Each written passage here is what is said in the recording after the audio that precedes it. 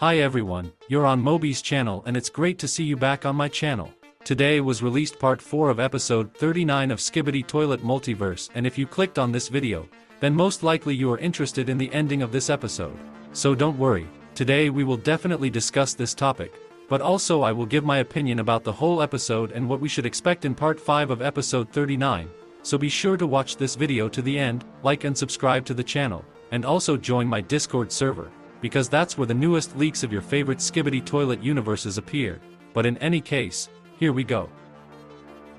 Well, part 4 of episode 39 continues the events of the last 3 parts, and in case you have forgotten, I will remind you that the Commander Male 07 has passed through the holding sphere of the Titan Clockman in order to launch dangerous missiles, but inside the sphere there was already an Agent Alarm Clockman, who was using his abilities to try to disarm the missile launcher and stop the missiles from launching anyway. Male 07 would have easily destroyed the Agent Alarm Clock, but for some unknown reason in this place was also an Agent Clockman from the future, and just with this begins the 4th part of the 39th episode, and specifically with the fact that between them began a fight, and to the aid of Rolex Clockman came his faithful friend. It is Spider Clockman. He, thanks to his web, was able to hold back Male 07 for a while, but he was still stronger. After all, he managed to get out of this web cocoon, and then he destroyed Spider Clockman, chopping it into pieces. After that, Male 07 thought that -1 opponent, but no, as we learn further, Spider Clockman can recover. But it takes time, and when the plot comes to the fact that now should happen the battle of Agent Clockman, Rolex and Male 07, we are transferred to another location, and specifically we are shown an elite squad of agents who went to save the only drill woman. This part of the episode begins with the speaker woman starting to destroy the dangerous Skibidi mutants, and she does it very beautifully. It doesn't look like the usual fight that we are used to seeing in the show. In this episode all the fights look very beautiful and unusual. I especially liked how the battle between Drillman Assassin and Elite Skibidi Agent takes place. Their whole fight looks very unusual and colorful. And moments, if you catch a frame, the picture is not even ashamed to put as a wallpaper on your phone or desktop monitor.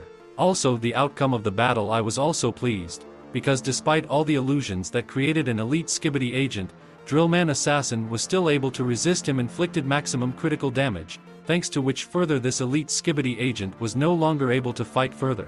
Then when we are again shown what happens to other characters in this location, we see TV Woman, or rather how she tries to hold off the attack of one Skibidi mutants, but luckily she is saved by Plungerman, and then she sees that the laser cage in which was Drill Woman stopped working.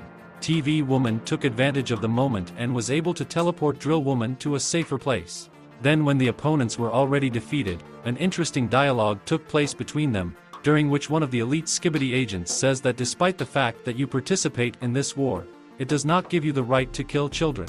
And the elite squad of Alliance agents naturally has no idea what he's talking about, because they've never done it. But you and I know what we're talking about. He means the killer robot Pencilman, who on one of the missions destroyed a whole village of people with their children.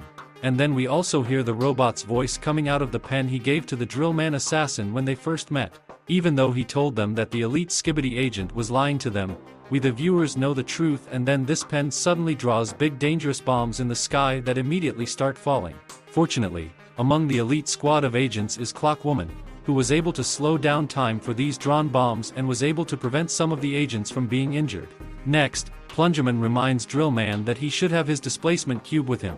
He pulls it out, looks at the elite Skibidi agents as if he wants to save them too, but decides not to do so and only save his own squad. Then they teleport and the painted bombs start falling and blowing up the building where the elite Skibidi agents are left. And when it seemed that the life of these characters in the series is over, something strange begins to happen, namely time seems to freeze, but this is not the work of the Clockman agents, it was done by someone else. Then, for some unknown reason, elite Skibidi agents start to see all this and they won't realize it's happening. Then there is a brand new character that we have not seen before. The camera slowly went up and only at the very end of the episode we saw that this new character was a Dom Studio character, or what we might call the Dom agent. He is the secret agent of this universe, the Skibidi Toilet Multiverse. But why did he do it? Did he violate some canonical event with this action or not? At this point, it's still hard to answer why he did it. But I have a theory, which is that these characters are needed by the secret agent, Dom agent, to help him with something, and in return he will let them live. But what is it that these characters are supposed to do for the secret agent? Perhaps for starters they should just keep an eye on certain characters and report everything to the Dom agent. Or maybe Dom wants to show the agents that the alliance is not as bad as they think it is. It is possible that Dom wants to show that not the whole alliance is to blame, but just one of them. And now I am talking about the robot C-Pen, which as we know now controls the body of the Counter Titan. But these are just my theories. You can also write your theories in the comments and I will gladly read them. I also want to remind you that episode 39 will also have a 5th part, which will probably show us how the battle between Rolex Clockman and Commander Male 07 turned out. But again, that's just my theory.